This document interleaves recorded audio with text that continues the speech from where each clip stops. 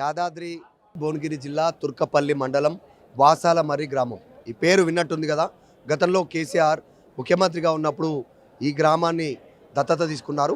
ఇక్కడికి వచ్చిన విచిత్రమైనటువంటి పరిస్థితి జరిగింది. మొత్తం 1234 ఓట్లు పోలైతే మిగతా కొన్ని పోస్టల్ బ్యాలెట్లో పోలైనాయి, కొన్ని నోటాకు పడ్డాయి.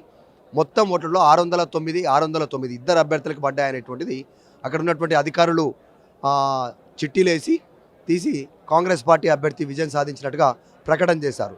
కానీ మొత్తం పోలైన ఓట్ల లెక్క చూస్తే ఒక్క ఓటు మిస్ అయింది. ఆ ఓటు ఎక్కడ పోయింది అనేటువంటిది అభ్యర్థులు ప్రస్తుతం మనతో పాటు ఉన్నారు. వాసాలమర్రి నుంచి వచ్చినటువంటి వాళ్ళు చెక్ చేస్తే ఓటింగ్ జరిగినటువంటి ప్రాంతంలో కిటికీ దగ్గర ఓటు దొరికింది. ఆ ఓటు ఇది. ఆ ఓటు పడ్డ ఓటులో 1, 2 ఇద్దరే అభ్యర్థులు ఊర్లో ఇద్దరే నిలబడ్డారు. ఒకరు కాంగ్రెస్, ఒకరు బీఆర్ఎస్. కాంగ్రెస్ ఏమో రింగు గుర్తు, సెకండ్ బీఆర్ఎస్ ఏమో కత్తెర గుర్తుకు ఓటు పడ్డది చాలా స్పష్టంగా చూడొచ్చు. ఇక్కడ ఈ ఓటు దొరికింది. సో వీళ్ళు మనతో పాటు ఉన్నారు, మాట్లాడారు. అసలు ఏం జరిగింది, ఈ ఓటు ఎక్కడ దొరికింది, ఏం జరిగింది? కౌంటింగ్ హాలు కిటికీ బయట ఈ ఓటు దొరికింది. అసలు నాకు మేము విన్ కావాల్సినటువంటి సందర్భంలో మాకు ఓటును చోరీ చేసి ఈ కాంగ్రెస్ పార్టీ రాహుల్ గాంధీ ఏమో ఓటు చోరీ జరుగుతుందని దేశమంతా కంకణం కట్టుకొని ఆయన తిరుగుతుంటే వాసాలమర్రిలో సర్పంచ్ అభ్యర్థిగా గెలవాల్సినటువంటి మా ఓటు చోరీ చేసేటువంటి ఈ రేవంత్ రెడ్డి ఉన్నాడు, ఈ బీలైలే ఎమ్మెల్యే ఉన్నాడు. అసలు అర్థమవుతుంది. మా ఓట్లు ఎత్తుకపోవాల్సిన కర్మ మీకెందుకు? ప్రజాస్వామ్యకంగా మీకు కూడా రాజ్యాంగం కల్పించినటువంటి ఓటు హక్కు ద్వారానే కదా మీరు ఎమ్మెల్యేలు అయ్యారు, మీరు ఎంపీలు అయ్యారు, మీరు మంత్రులు అయ్యారు, మీరు ముఖ్యమంత్రులు అయ్యారు, మీ ప్రభుత్వం ఏర్పడ్డది. మరి మాకెందుకు కడుపు కొడుతున్నారు? మేము ఏ రకమైనటువంటి దుశ్చర్యలకు పోలేదు కదా. మాకు ప్రజలు ఇచ్చిన తీర్పునే మేము శిక్ష వహిస్తామనేటువంటి ఆలోచనతో మేము ఉన్నాం. మరి ఓటు చోరీ మీరు చేస్తున్నారా, మరి ఇంకోరు చేస్తున్నారా? మరి మా ఓటు చోరీ చేసింది ఎవరు అనేది మేము ప్రశ్నిస్తూ ఉన్నాం. గెలుపు అనేది ఒక్క ఓటుతోటి గెలిచినా గెలిపే. ఇప్పుడు మీకు ఒక ఓటు ఎక్కువ పడ్డది, మీరు గెలిచినట్టే చూడాలి. మరి ఇప్పుడు వాళ్ళని ప్రకటించారు, ఎట్లా? వాళ్ళని ప్రకటించారు కాబట్టి డ్రా సిస్టమ్ దాకా తీసుకొచ్చి ఈ ఓటును బయటేసి డ్రా సిస్టమ్కు తీసుకొచ్చి ఈక్వల్ వచ్చినాయని చెప్పి డ్రా తీసి రాత్రి హై డ్రామాస్ క్రియేట్ చేసి మమ్మల్ని భయభ్రాంతులకు చేసి అందులోంచి బయటికి వెళ్లకుండా పోలీసు సిబ్బంది మధ్యలో కౌంటింగ్ హాల్ నుంచి అడుగు బయట పెట్టనీయలే. మరి ఈ రకంగా చేసినటువంటి ఎన్నికను ఇది ఎన్నిక చెల్లదు. ఈ ఒకవేళ చెల్లేటువంటి పరిస్థితి ఉంటే ఈ ఓటును కన్సిడర్ చేసి మళ్ళీ రీకౌంటింగ్ చేసి నన్ను గెలుపొందిన అభ్యర్థిగా ప్రకటించాలని చెప్పేసి మాకు అవకాశం ఇవ్వాలని ఈసీ గారికి మొరబెట్టుకున్నాం. ఆ తర్వాత కలెక్టర్ గారు. మీ పేరేం పేరు? నా పేరు నవీన్ కుమార్. మీ పేరేం పేరు? ఉమారాణి గారు. ఇప్పుడు మీరు ఇంటింటికి తిరిగిరు, ప్రచారం చేసిరు, అందరిని అడిగిరు, మీకు కూడా పద్ధతిగా ఓట్లు పడ్డాయి, ఒకటి ఎక్కువనే పడ్డది, అంటే మీరు గెలిచినట్టే ఒకవేళ లీగల్గా చూస్తే. మరి ఊరోళ్ళు మీ ఇంటి పక్కన వాళ్ళు మీకు ఓటేసిన వాళ్ళు ఏమంటారు? ఏమంటలేరు, అందరూ ఓటేసిరు, అందరూ కలిసి గెలిపించిరు. కాబట్టి వాళ్ళు కూడా చాలా బాధపడుతురు. ఇంత తిరిగినాము మేము 10 రోజుల నుండి, ఏమైంది ఓటు అని. ఇది దొరికిన తర్వాత మాత్రం ఇంకా నిన్న అసలు ఇంటి చుట్టూ జాతరలాగా వచ్చిరు. మేము లేనేలేము, అంత జాతరలాగా వచ్చిరు. వేసిన వాళ్ళు కూడా మేము 3 సార్లు ఎంపీటీసీగా చేసినాం. ఒకసారి నేను వైస్ ఎంపీపీగానే చేసిన. అలాగే వాళ్ళు కూడా మేము ఎంత పనులు చేస్తారో మమ్మల్ని గుర్తించే అంత ఇబ్బందులలో కూడా మాకు ఓట్లు వేసి మాకు చాలా సపోర్ట్ చేసిరు జనం. అందుకే నాకు న్యాయం చేయాలని కోరుతున్నా. ఈ ఓటు సమానం వచ్చినాయి, ఇద్దరికి సమానం వచ్చినప్పుడు డ్రా తీసిరు.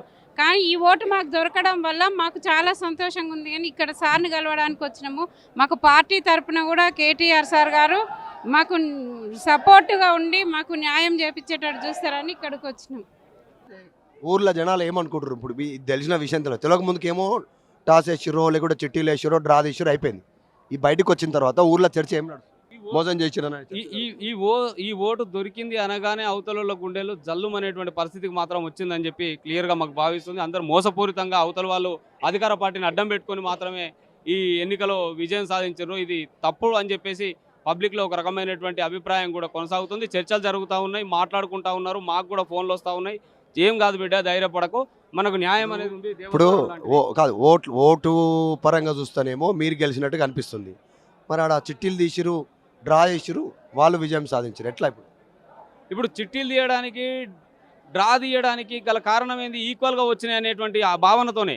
ఆ ఈక్వల్గా రాలేదు. ఆ ఈక్వల్గా వచ్చినప్పుడు ఓటును చోరీ చేసిరు కాబట్టి ఈక్వల్ దాకా వచ్చింది. ఇదే ఓటును కనుక కలిపితే నేను విన్నింగ్ క్యాండిడేట్ డ్రాలో విన్ అయ్యింది కదా ఎవరైనా? దొమ్మాట అనురాధ. ఇప్పుడు వాళ్ళు ఇది దొరికినాక వాళ్ళ పరిస్థితి ఏంది? వాళ్ళు ఏమంటారు? అవును న్యాయంగా మీరే గెలిచిన అంటారు వాళ్ళు. వాళ్ళ పరిస్థితి అభ్యర్థులు పోటీ అభ్యర్థులు ఏ రకంగా చెప్తారు, ఎన్నికల నియమావళి ప్రకారం వాళ్ళు ఏ రకమైనటువంటి నిర్ణయాలు తీసుకుంటారు అనేటువంటి విషయం మాకు వాళ్ళతోని మనం అదే వాళ్ళు కూడా ముందుకు రావాలి కదా. ఒక ఓటు ముందు వచ్చినప్పుడు న్యాయపరంగా చట్టపరంగా ఉంటే మరి ఉమారానికే ఇవ్వండి అని అనాలి కదా. ఉమారానికి ఇవ్వాలనేటువంటి పరిస్థితిలో ఉన్నప్పుడు ఈ రకమైనటువంటి దుశ్చర్యలకు ప్రభుత్వం కానీ ఆ కాంగ్రెస్ పార్టీ బలపరిచినటువంటి అభ్యర్థి కానీ అనేటువంటి ఆస్కారం లేకుండానే వాళ్ళే ఓటు చోరీ చేసినారని చెప్పేసి నేను భావిస్తా ఉన్నాను. నెక్స్ట్ ఫర్దర్ ఏం చేయబోతున్నారు? అధికారులను కలిసి ఏమని కంప్లైంట్ ఇచ్చారు? ఏమన్నారు అధికారులు? అధికారులకు మేము ఈ ఓటును కలిపి రికౌంటింగ్ అన్న చేయమన్నాం. మేము విన్నింగ్ క్యాండిడేట్గా డిక్లేర్ కావడానికి ఆస్కారం ఉంటుంది కాబట్టి. రెండవది, ఒకవేళ రీఎన్నికనన్నా పెట్టండి. ఎక్కడైతే ఏ వార్డులో అయితే ఈ ఓటు మిస్ అయ్యిందో ఆ వార్డుకు రీఎలక్షన్ అన్నా పెట్టండి అని చెప్పేసి మేము మొరబెట్టుకున్నాం. వాళ్ళు విచారణ చేస్తామని చెప్పేసి సుముఖంగా స్పందించారు. నమ్మకం ఉందా? అంటే నమ్మకం ఉందా అంటే అధికార పార్టీకి మొగ్గు చూపేటువంటి ఆస్కారం అయితే ఉందని క్లియర్గా కనిపిస్తాం. ఒక్కటి, ఇప్పటికే కాంగ్రెస్ పార్టీ ఎమ్మెల్యేలు కొన్ని స్టేట్మెంట్ చేస్తారు. బీఆర్ఎస్ నుంచి ఎవరో నిలబడితే వాళ్ళకి ఓటు వేయకూరి, వాళ్ళకి గెలిచిన అభివృద్ధికి నిధులు ఇవ్వము అంటారు. సిచ్యువేషన్ అయ్యా, ఏ ఊర్లోకి పోయినా ఏ కార్యకర్తను అడిగినా ఎక్కడ ఎమ్మెల్యే ప్రచారానికి పోయి నేను ఇప్పటివరకు చూడలే. ఒక సర్పంచ్ ఎన్నికకు పోయి ఒక ఎమ్మెల్యేకి ఇట్లా ప్రచారం చేస్తారని. ఎందుకంటే నీకు ఇల్లు రాదు, నీకు పింఛన్ రాదు, నీ ఉన్న పింఛన్ కట్ అవుతుంది, నీ బాయికాడ వచ్చే కరెంట్ కట్ అవుతుందని ఈ ప్రచారాలు చేసేవాళ్ళు నేను చూడలే.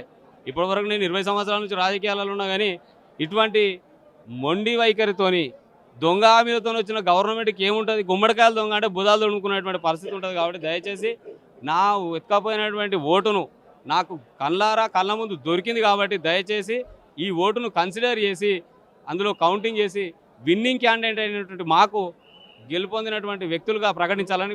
వాసాల మర్రి అనగానే కేసీఆర్ దత్తత గ్రామం కేసీఆర్ దృష్టికి పోయిందా ఒక్క ఓటుతోటి? అంటే మీ మీడియా ద్వారా నిన్న నుంచి ప్రచారం జరుగుతున్నటువంటి సందర్భాలలో సార్ దగ్గర కూడా పోయిందని నేను భావిస్తున్నా. ఎందుకంటే సార్ గారి పిఆర్ఓ రమేష్ సార్ కూడా ఫోన్ చేసినారు. రమేష్ సార్ ఫోన్ చేసి కూడా మాట్లాడడం జరిగింది. ఆ తర్వాత సార్ను కూడా కలిసి ఇక్కడ కేటీఆర్ గారిని కూడా కలిసి మాకు ఉన్నటువంటి ఆవేదన చెప్పి న్యాయ సలహానా లేకపోతే ఏ రకమైనటువంటి అవసరాలు సార్కు తెలియజేద్దామని చెప్పేసి రావడం జరిగింది.